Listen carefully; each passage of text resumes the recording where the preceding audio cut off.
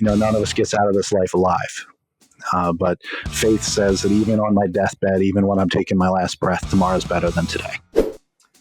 Ladies and gentlemen, welcome back to another episode of the Eternal Optimist podcast. I'm your host, Matt Drinkon, and we're here to look at stories where we are inspired and we can find hope that this person overcame this and still has found some way to be successful on their own terms in their life. And we have an amazing guest today. We've literally been chatting it for the last 20 minutes or so, and it was very easy to talk to Wayne.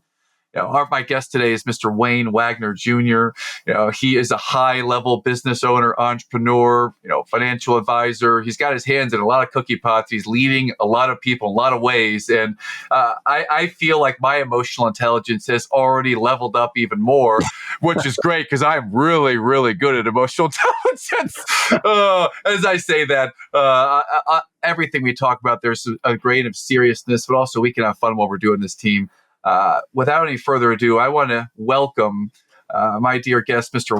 Wagner Jr. to the stage today. Wayne, how are you, sir? I'm good, Matt. It's great to be here, and it's been great chatting with you already for the last 20 minutes or so. Looking forward to this.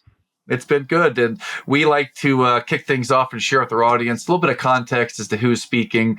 So first, I'll say that Wayne was recommended to me by Mr. Trent Booth, one of our recent episodes. Trent has had an impact on me since the year 2000, really. So basically half my life. You're not old enough for him to have had some impact on you since something starting with 19, Matt. So That's right. I'm still just a big kid at 47, so we're living that life. But let's give some context, Wayne. Can you share just a few bullet points about yourself, just your age, or maybe where you are, your family, your business, just a couple things about you, please? Yeah, sure. So we're headquartered in Delaware, in Wilmington, Delaware, the state of the outgoing president, Joe Biden. So we get Joe jams in Wilmington when Joe comes home for the weekend. All the main roads jam up, and it takes hours to get anywhere. So that's probably one of the things I've had to overcome the last 4 years, is figuring out my travel schedule around Joe's travel schedure. But seriously, it literally early on it became Joe Jam season, and it was airspace would be shut down, and main interstate highways would be shut down, and things would back up all the way through Wilmington for miles. It was kind of crazy. So mix that with the summer season where everybody's trying to get down to Delaware beaches, and travel was a little jammed up. So wow. But anyway, Visionary Wealth Management is a core business. We've got all our pieces of about a dozen other businesses, ranging from stuff on the Jersey Shore to equipment leasing, real estate, solar panels, that kind of stuff that we do.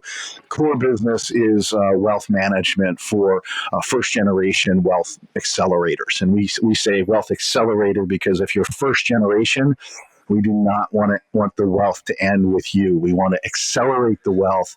Second, third, fourth generation, prepare you for it, prepare them for it, because it's more important what we leave in our kids than what we leave to our kids.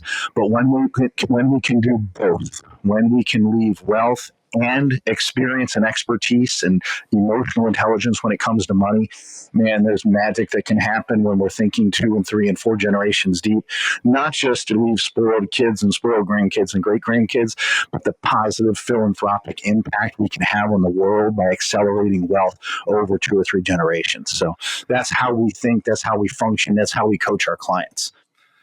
One thing I love about you already, Wayne, is that this is you. I mean, this is super authentic and you're super passionate about it. Those of you watching on YouTube, you can see this is fully congruent. So I love that about you already. Thank you for giving us a little bit of context.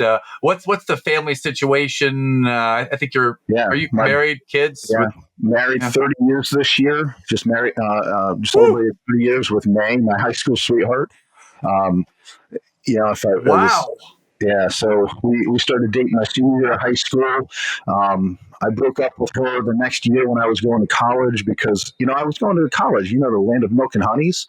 And So, Yes. so I have to say that on the front end because we came back together at Christmas that year. I came home for Christmas after not finding any honeys at college in my first semester, and she was making cookies in my kitchen with my mom. So mom already had her pick set in. She had already set the table that this is my pick for my boy. Um, when they graduated high school, she went off to a Wesleyan university where she was supposed to marry a Wesleyan preacher boy.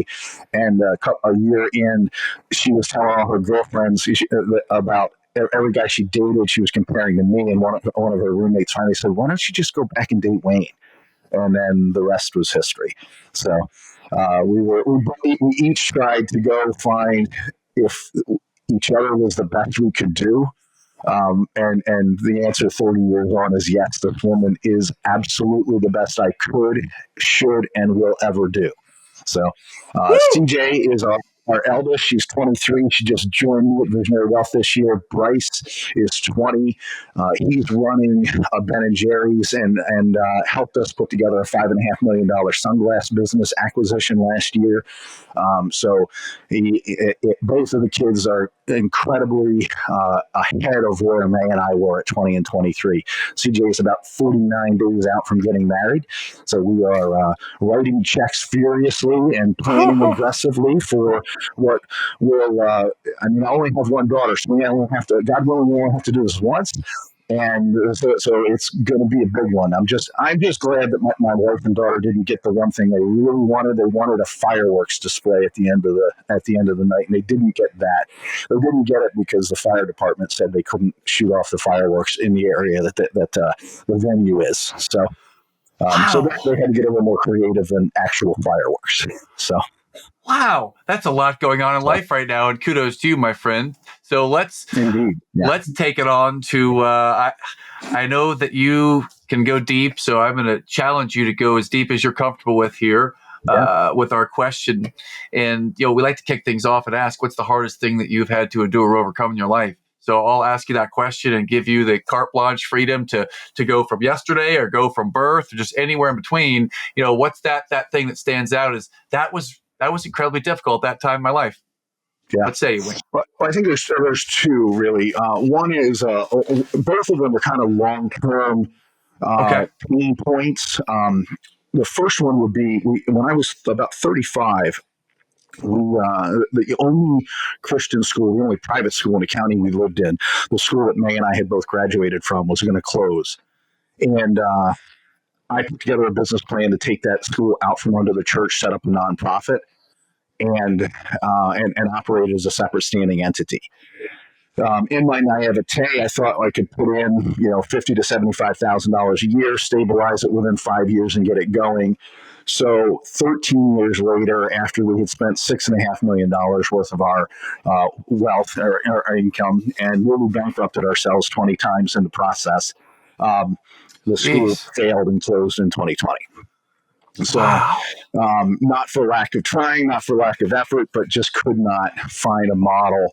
I learned a ton, but dropping $6.5 million, putting on 85 pounds of stress weight, and coming out of it, in 2020 with no retirement savings of my own. We've got equity in other businesses, and I've got Visionary Wealth Management, but really had been playing two roles and taking all of the resources out of the Golden Goose Visionary Wealth Management and putting them into the school for 13 years. So walking away from that experience with $1 million in debt that I wouldn't otherwise have had, that was a long-term slow burn, and that actually led to. I'm a go-getter. And in 2020 we came through COVID and just have been accelerating hard since then. The business has more than doubled since then. Side note, I did hire a great coach around 2020 named Trent Booth. So a little plug for Veritas Leadership Group, which is right over my shoulder here. Absolutely. And Trent was on the show a couple weeks ago, one of my most recent episodes. He referred us. Great guy. So good plug for Trent. Thank you. Yeah. So, Trent and his team are coaching everybody on my team. at Visionary, and we're accelerating hard. I would say the other major thing that really came out of that was, and this is something that men, I think, are really scared to talk about, but I made a commitment in 2023 to lose 60 pounds. I wanted to take off 60 of the 85 pounds that I had put on during those stressful years with the school. And I just murdered myself for 4 months, working out 4 or 5 times a week, sitting in saunas, doing cold plunges, doing all the stuff, eating high protein, Yeah. and I lost like 3 pounds in 4 or 5 months. And in the middle of that, we're looking to do another business acquisition. We're moving forward, and between you and me, and your listeners, my bedroom performance disappeared. And so, I'm sitting there going, I'm a fat guy. I got two things that are really high on my radar screen: food and sex. And I'm already not eating. So now the physical aspect is going to go away too. Really? Okay, this is the time I actually go to a doctor. So I went to a doctor, found out my testosterone and hormones were wildly out of whack. Testosterone was 1/8 what it should be, like Okay. 12% of what it should be. And, the doctor said, I really don't understand how you're even functioning, because guys with a testosterone that's low, usually have to be cattle prodded to get their butt out of bed, and they certainly don't work for themselves and run businesses. So I don't know how you're showing up the way you actually are, but I can tell you, if we fixed a couple of things with this and your hormones, you're going to see a lot of difference. And so since that time, in the last 15 months, I've dropped about 45 to 50 pounds. We're accelerating, and May would say that my mindset, my ability to engage that eternal optimist mindset is back to where it was 5 years ago, 7 years, 10 years ago. But both of those things, running the school and the long-term slow decline of my hormones that I wasn't really engaging with, and the two big learning things there are one. It, One would be, with regard to the school, Okay. understand when you're out over your ski tips, and be courageous in correcting your mistakes. Right? There are things we should have done with the school. We should not have spent $6.5 million. We just allowed it to slowly creep in and take over our lives, and take over our checkbooks and financial, wherewithal and all the rest. And so, be careful of the creep would be Okay. one. Okay. The second one would be bring partners in and bring other people with other areas of expertise. And that goes to my engagement with Trent Booth and Veritas Leadership Group. It goes to hiring a doctor, Ray Ishman, with a group called Cenogenics that does customized healthcare. So I'm actually, we're shooting this on a Friday. I'm meeting with him on Monday for my annual physical. So yes, I see him quarterly at this stage. So, get other people in to get eyes on things. Now, I said to Dr. Ishman, I said, listen, if my testosterone is 156 and you want it somewhere between 880 and 1100, maybe we need to slow roll Wayne Wagner to 1,000 testosterone, because maybe we don't want to meet that guy. I might be the guy putting my face through car windshields in the parking lot, coming out of football practice. So Yeah. So you just shared so much. Yeah. Thank you for being that vulnerable, that real. That was amazing. And I heard two big things that sounded incredibly challenging. So again, I appreciate you for sharing. Number one, 35 years old, you took over the mission to help serve the school, rebuild the school, revitalize the school, and you find yourself $6.5 million of financial investment in, a lot of time in. You gained 85 pounds in this time. Your health is in a different place. There's some stress. And then the second big challenge, that alone is baked with challenges. But the second thing you leaned into was with more business acquisitions, you found out throughout all this that testosterone was low, and share with us a little bit about what that meant. So, and then you went through the learnings. One of the learnings was be careful of the creep and be courageous in correcting your mistakes. So can you talk a little bit about, being careful of the creep? Now that you've learned that, what's in place to make sure that creep doesn't catch up on you again in Yeah. personal life and your multiple businesses? How are you optimizing for that? Yeah, I think that, so first of all, the word boundaries is huge, and it's Okay. crucial to create boundaries. One of the things you and I were talking about before we got on here was talking about my relationship with my son, Bryce. And, Yes. one of the things he and I went through when he was 12, 13, 14, and we went through some counseling was the counselor shared with me, he said, Lane, you've got an emotional remote control. You have a remote control for your emotions, and you choose. You have the authority. You are an independent agent. You control who you give control of that remote control to. And so when you walk into the house, exhausted from your day, tired from your day of giving and pouring out, and you hand your emotional remote control to your 12-year-old, effectively saying, hey, however he treats me, I'm going to treat him, or I'm going to give him what he gives me, or if he doesn't respect me, I'm not going to respect him. When you give control of your emotional remote control to a 12-year-old, you think, A, he's going to handle it responsibly, and B, he's not going to figure out which buttons set your hair on fire and hit those buttons just for sport, just so he can laugh about it later. Just so he can identify the negative aspects of you that he's going to paint on the wall of his life and say, I don't know what success looks like, but I'm not going to be like my dad in this way or that way. Yes. Right. So, I'm boundaries are crucial. And so, boundaries for me were, don't give my emotional remote control to my son. Today, boundaries are hire people to do things. And then I have to give them the authority to make decisions, and I have to give them the authority to come back to me and say, hey, I need this resource. Yes. I need this boundary. I need something to occur. So, for instance, in our office, we have a light system. Everybody has a light on their desk. Okay. And it's red, green, blue, or off. Right? Off is, I probably haven't paid attention to it today. Red is, leave me the hell alone. Green is, I can be interrupted. Blue is, hey, I can be interrupted, but I'm not operating optimally today. I'm having a blue day. I'm a little bit emotionally not where I need to be. So it's just a visual where we have that so that we know when can somebody be interrupted. We have that because we had some people on the team that were that were not respecting some of those boundaries, and so we've put some of those kinds of things in place on our team so that we've got shared visual boundaries on when we can be interrupted and when we can't. Love that. And then, I've got to give resources to my people when I have a integrator, a visionary come to me and say, hey, I need this to happen. And either you need to make the call or I need to make the call. Regardless of how hard that decision is, the call has to be made. And because I'm not paying this guy what I'm paying him. I'm not tasking him with leading the team and leading the organization. And then if I fail, if I do that, I give him that authority and then I don't resource him, and then I'm not going to get the desired outcome. So the boundaries and then providing and being willing to back up and stand alongside and behind the people that I've tasked with things.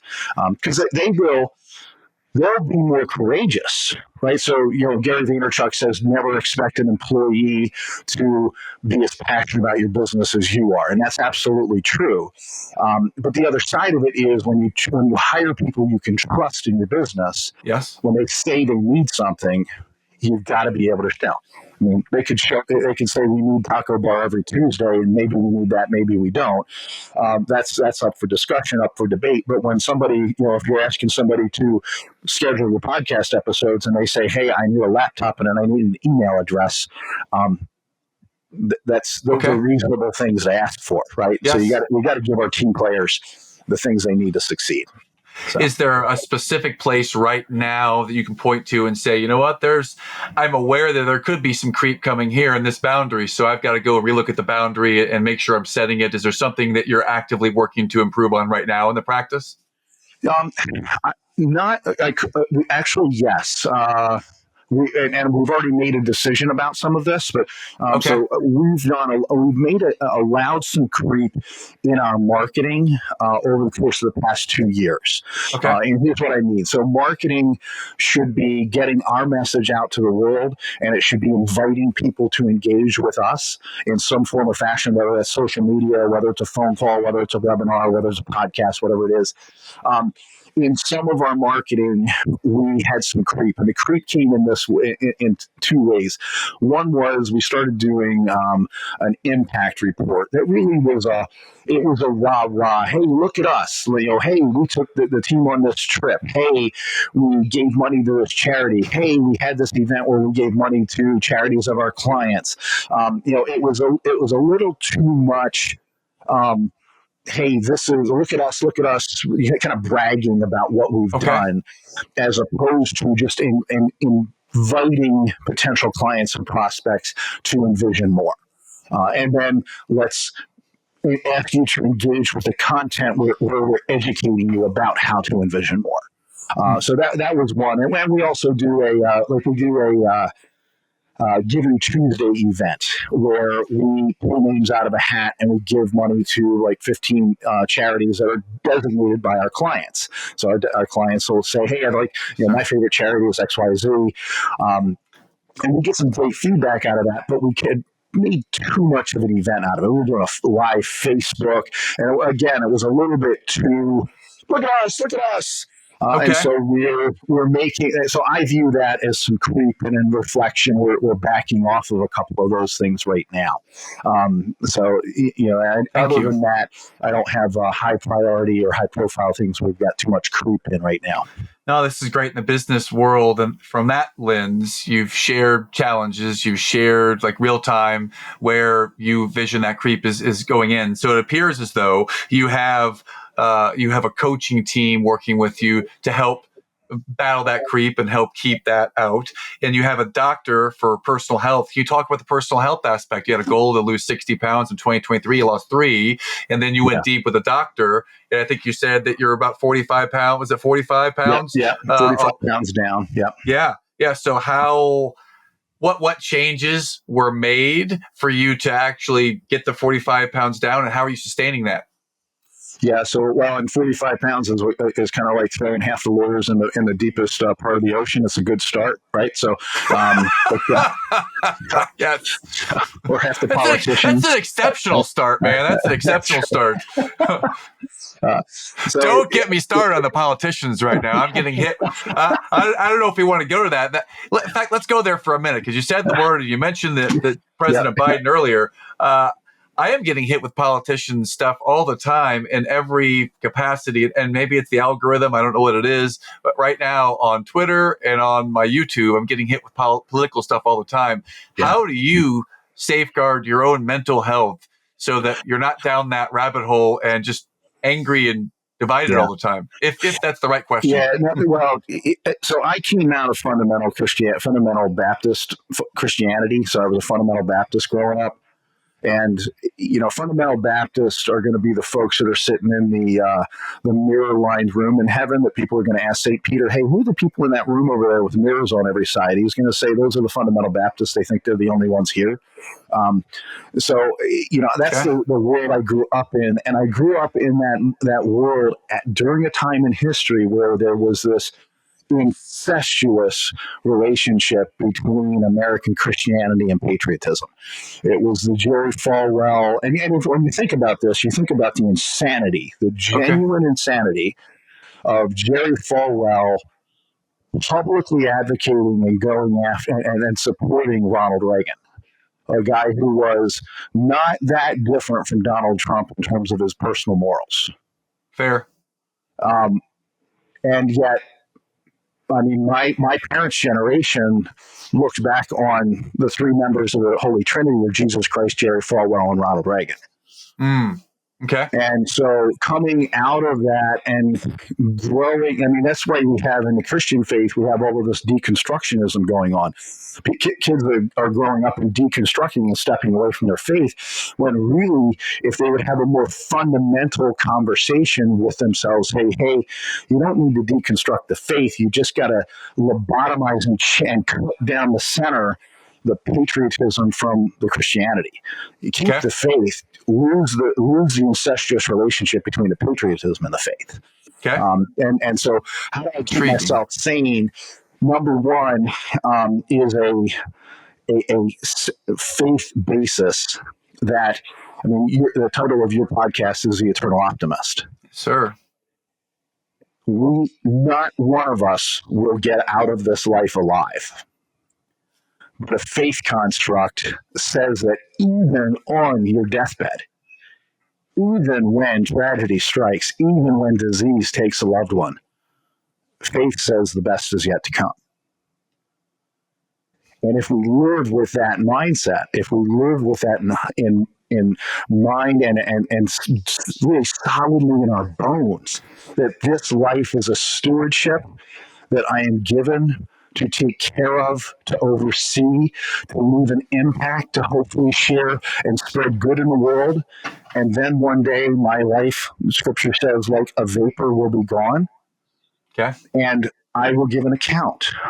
And so if that's my game plan and that's my focus, hey, Jesus yelled at his disciples all the time. Like, they were expecting him to show up with a sword. They were expecting him to take over. And time again, he said, that's not what I'm here for. I'm Mm-hmm. not here to replace Caesar. I'm not here to free the slaves. Now, Mm-hmm. we needed to right the wrong on the slaves, and that didn't happen for about 1,800 years after Christ. But Mm-hmm.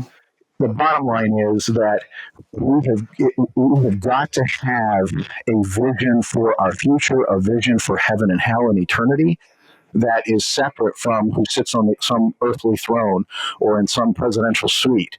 And we've got to live our own lives and have our own responsibility between us and our God. And us and our own faith journey, and realize that, look, there's every politician and every political party will tell you this one is different. This time it's a threat to democracy. This time it's if they get in, America is over.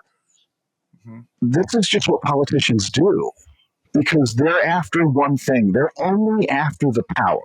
If we think for 1 minute that any politician gives a rip about us as individuals or as a society, they don't want to take care of us. They want the power of the position. Mm. And that's all Yeah. they're after.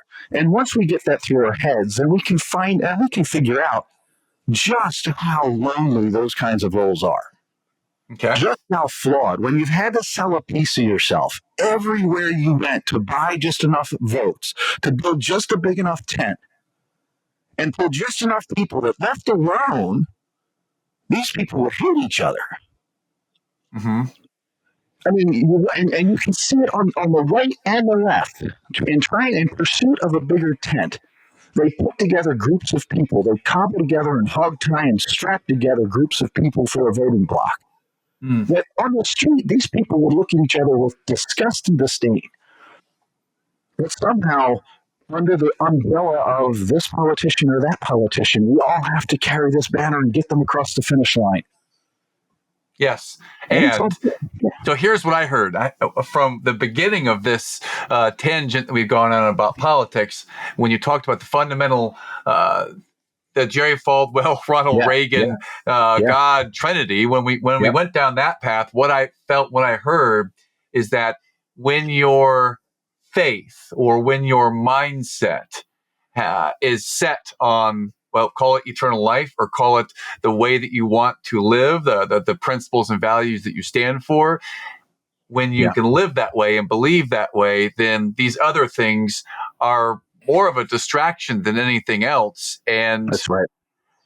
It seems to me that your mindset and your faith, you're all in alignment there. So you're not as susceptible to be pulled off course and get into like a divided, angry all the time state that I see so many people all the time. Yeah. So And yet kudos. you think about the society we're living in. We politicians depend on dumb voters. And I don't mean dumb people, I mean uneducated people.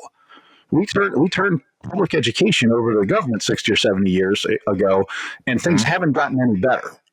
Mm. And history would tell us that everything the government touches, they ultimately screw up. So I don't know why we're thinking about, why conceptually we think that if we turn education over, we turn healthcare over, we turn this over, we turn over that over to the government, that we're somehow going to get better outcomes. Couldn't agree more. Yes, So, 100%. but at the end of the day, I mean, if we now have 60 or 70 years of a populace educated by the government, and the government is not going to the government is never going to wake up tomorrow and go, you know what?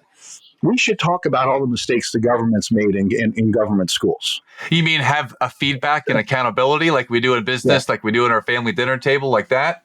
Yeah, now we're talking. Or just a reasonable, balanced conversation about, hey, we got these things right, we got these things wrong.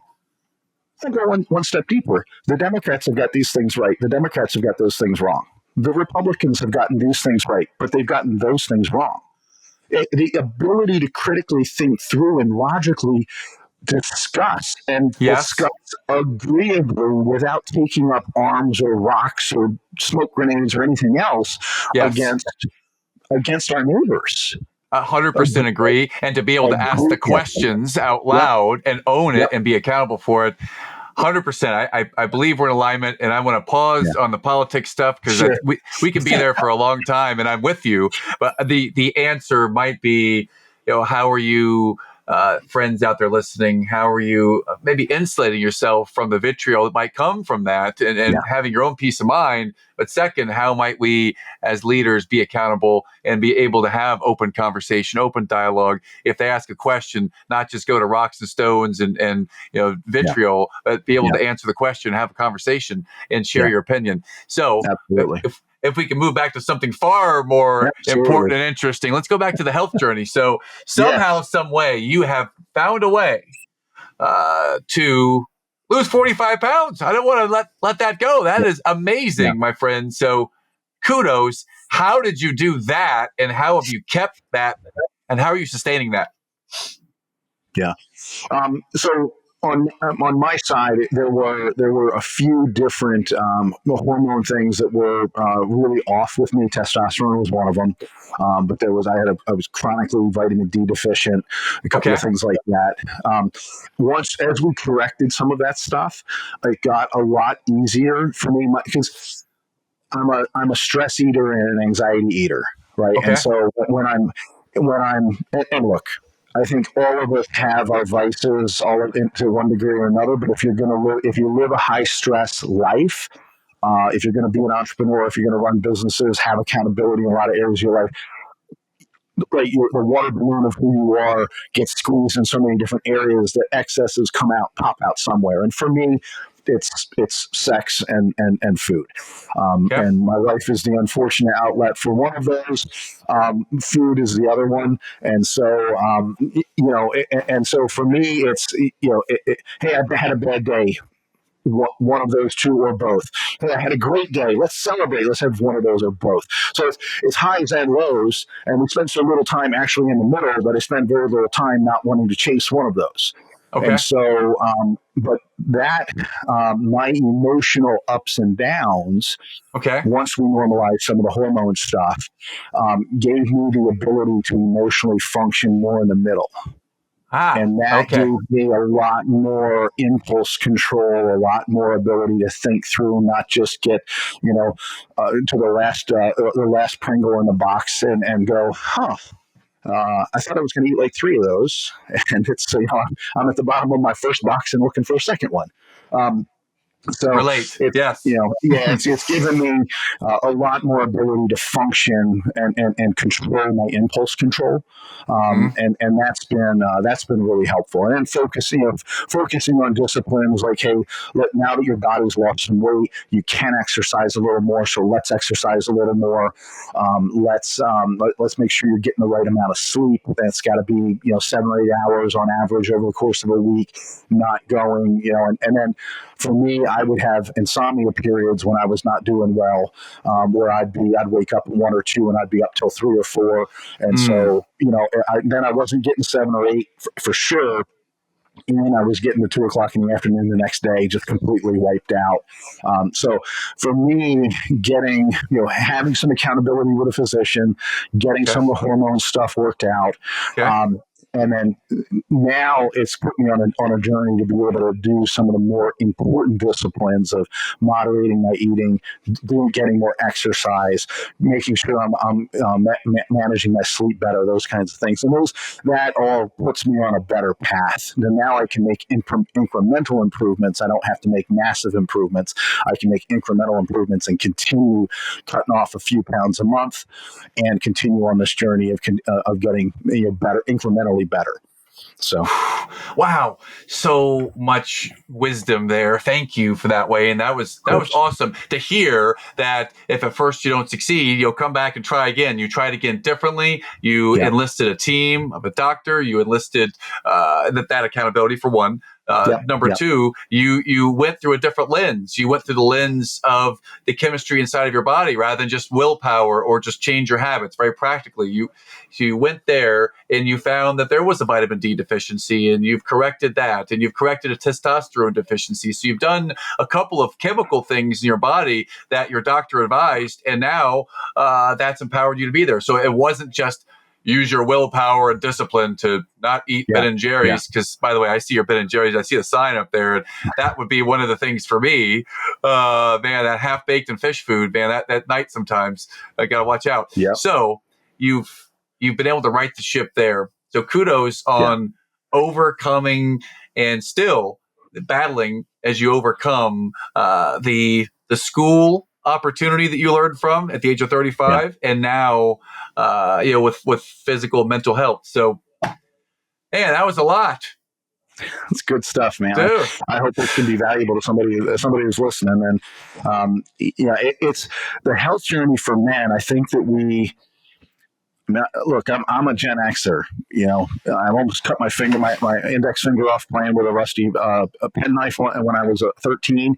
I went inside, my mom washed it out, wrapped it up, and said, "Go play." So yes, I have the scar on my left pointer finger to this day. And you look at that scar and you're like, that probably needed stitches. It did. But we were just told to basically wash it off, rub some dirt on it, and get out there and get back to life. And so that's the way we grew up. And I think that there's a lot of men who go through life thinking, this is normal, or I need to make some other change, right? We'll meet guys who really have some kind of a hormone deficiency, and they'll think their wife is the problem, and they'll go get divorced, or they'll cheat on their wife, or, and that's not to say every situation's like that, but, I think that we will not find accountability, we'll not admit our weaknesses, we'll not go ask for help where we really do need it. We won't ask the questions introspectively of one another. And yet when we are courageous and going to ask for help, going to get input from people who know more. And here's the irony, Matt. 52 years old, I know some stuff because I've seen some stuff. I'm like an insurance commercial, right? So yes, we know a lot because we've seen a lot. When we get to our 40s and 50s, we've got experience. We want to be seen as experts in our field.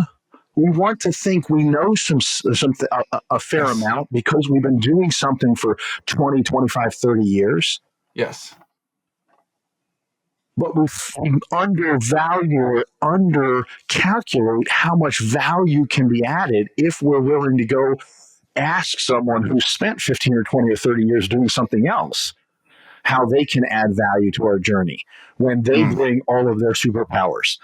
And it is hard. It is difficult because we live in a world where, I'm sure your feed is filled with the same stuff as my social media feed is, which is there's probably 400,000 supplements out there that people would gladly sell us. And the next one you buy is going to be the one that changes it. This is going to be the one that jacks your testosterone through the roof. This is going to be the one that kills every cancer cell in your body. This is the one, and that's not the answer. Somebody who's just trying to sell us a product it is not going to have the solution for us. But when we go engage people who actually have spent time on the science, have spent time on the body, it's why we have professional coaches. It's why we have physicians. It's why we invite other people into our lives to provide accountability. It's why we go to counselors. It's why, because we need other people's perspective, but that's not how we were raised, right? We were raised, you're tough, you're strong. If something hurts, just rub some dirt on it, get back out there, get up, go back to work. And when we actually can live vulnerably, when we actually can be inquisitive and not presumptive in our engagement with other people and in our evaluation of ourselves,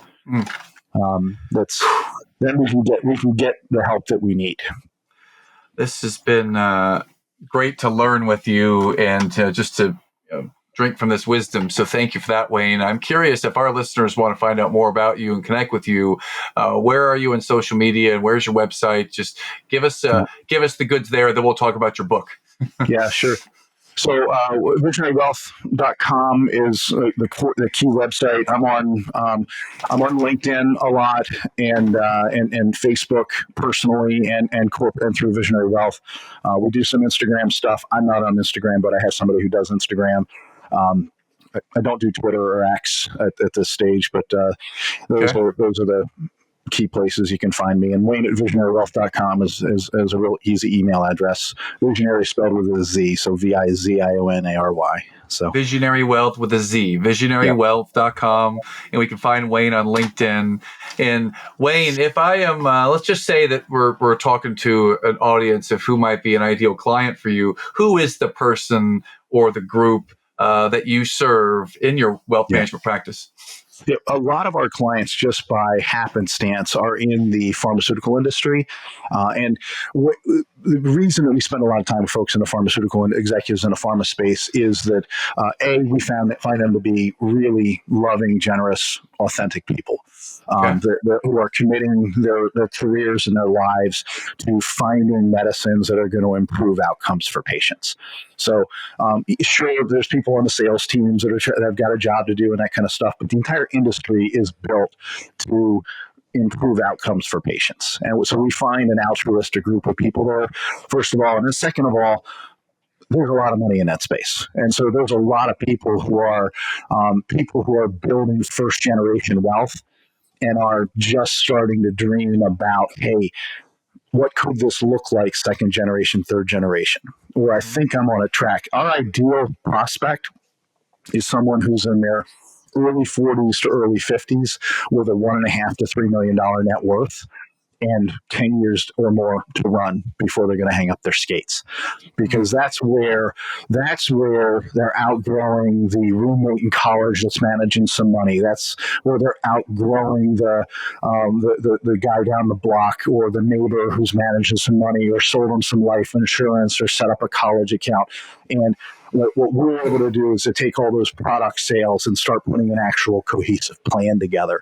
And then not just a plan for your retirement, but a plan for financial independence and helping you find your core vision for accelerating that wealth and your core values into and through your kids to your grandkids and beyond. So that's ultimately what we're looking to do. We work with some friends and family that have less than that, but that's our core constant. And we work, probably 10% of our clients are well above that. But our core prospect is somebody who's early 40s or early 50s with 1.5 to 3 million, and a realization that, hey, this could be transformational for my family. Yes. If only. Okay. Well, we've got your email, Wayne at visionarywealth.com, and that's with a Z again, Wayne at visionarywealth.com. And if there's someone out there who's heard this and they're curious, they're interested, maybe a little shy or maybe hesitant to pull the trigger, then what might you say to that person to take that first step to reach out to you? Yeah. So on our side, I am fascinated to have first conversations. Because every conversation with me is an opportunity for me to add value, for us to think about things three-dimensionally, for us to help you accelerate your thinking. Yesterday, I had a conversation with a woman who she's She inherited some money from her grandmother. She's really initiating a relationship with her mom after close to 2 decades. And she's saying, I think I'm going to need to buy a house closer to me and move mom closer to me. And then, I'm going to be out of pocket every month to pay the mortgage on that house. And, in one 10-minute conversation, we're like saying, hey, why don't we use the gifts from grandma that, by the way, has gone up X amount in value? If we just took half of that value, we could, half of that growth in value and put it towards the house for mom, you wouldn't be out of pocket at all on a monthly basis. And you accomplish your long-term goal of having mom closer. Mm-hmm. You get the emotional fulfillment that this gift from grandma just keeps giving. Yeah. And it's a whole lot easier for you to say, hey, I'm going to pick up the tab to take mom out to dinner tonight, when you're not emotionally just feeling like you're getting nickel and dime because you're paying some expenses out every single month. And she comes away from that with, that's amazing. You're absolutely right. I'll feel a lot more comfortable giving to mom out of my cash flow if my cash flow is not getting tapped every month just to have her here. Yeah. Wow. And so when we can have that, when we can have those kinds of conversations, when somebody calls me and says, hey, Wayne, my boss said that I should have a conversation with you. And we own half of a condo. The guy who owns the other half of the duplex in this resort town wants to sell it to us. We just don't know how we would do it. Should we just pull money out of my husband's 401k? By the way, we're not 59 and a half yet, and just pay cash for it. Should we do it? Could we do it? Where would we get? They're not clients, but they're at a decision point. And so, in one 25-minute conversation, we run through the net worth, we figure out where things are, we pull together, and here's where you'll get the down payment. Here's a mortgage broker. Here's a lawyer to handle the transaction. Yes, you absolutely should do this. Here's some of the benefits long-term for you doing this. And they're not clients. Now, they became clients, but they became clients because we were able to add enormous value for the situation they were in. Mm-hmm. And, I think most financial planning firms have this mental defect where they want to get compensated for every hour they're putting in or every 15-minute increment they're putting in, or they're wanting to, they don't want to give real advice and real objective, influential advice on where the client actually is until they're getting paid, until the client's actually compensating them. It's like, yeah. I think that there's so much good that can come from just having conversations, and sometimes these people don't become clients, and many times they do. But it's our job to be putting good out in the universe, because ultimately the positive impact we have in the world is more important than the wealth we accumulate or the dollars that we generate. So. What I'm feeling or hearing right now, team, is that Wayne's ready to have the first conversation. He looks forward to it, and please reach out to him if you have any questions, thoughts, anything that you want to run by him and engage him and his team. And we appreciate you being with us today. And Wayne, we're down to the lightning round, just a couple questions to go, my friend. Yeah, sure. So let's wrap things up. I'll go to books. If you're a reader, what might be one and at most 3 books, 1 to 3 books that you might recommend that have had an impact on your life? Oh, there are so many. Can I do authors instead of books? I mean, yeah. Maxwell is transformational for me. Failing forward is so crucial. Recently, rocket fuel's really been helpful for me, and I know that that's finding business acceleration through the innovator integrator model. That's been really helpful for me. And then I'm listening to a book right now. If you are a recovering fundamentalist like I am, The Kingdom, the Power, and the Glory is a book that I'm listening to right now that is doing an exceptional job kind of unpacking and autopsying some of the political stuff that we were talking about. That's been really helpful for me. Awesome. Thank you for sharing your wisdom there. And let's go to music. If you're a music person, then what might be your song, your artist, your genre? Like, what lights you up when it comes to music, Wayne? Yeah, I think it's country and then 80s rock. So, we listen to a lot of the modern country stuff. I do have to say I am a Taylor Swift fan, not as much not as much for the music itself. It doesn't hit me personally, but the experience of being at a Taylor Swift concert and the culture, and you talk about the impact, the positive impact that she's leaving in the world in terms of, I mean, she is giving more to charity every single year and doing things like writing $100,000 checks to her truck drivers and things like that. That she's just using her platform to share good and to push good out in the world. And so I'm a fan of her, if not for the music, just because of who she is as a person. Awesome. So. Great, deep, rich answers to every question today. And I'll give you the last answer and then we'll call it a wrap. Yeah. This is the Eternal Optimist podcast. And when I say eternal optimist, what does that mean to you, Wayne? Yeah. I think being an eternal optimist means that tomorrow is going to be better than today. No matter how good today is, no matter how bad today is, tomorrow is going to be better. And I'll go right back to where we were talking about, none of us gets out of this life alive. But faith says that even on my deathbed, even when I'm taking my last breath, tomorrow is better than today. And so the eternal eternal optimism to me is just being able to be hopeful and hope-filled, because things get better from here.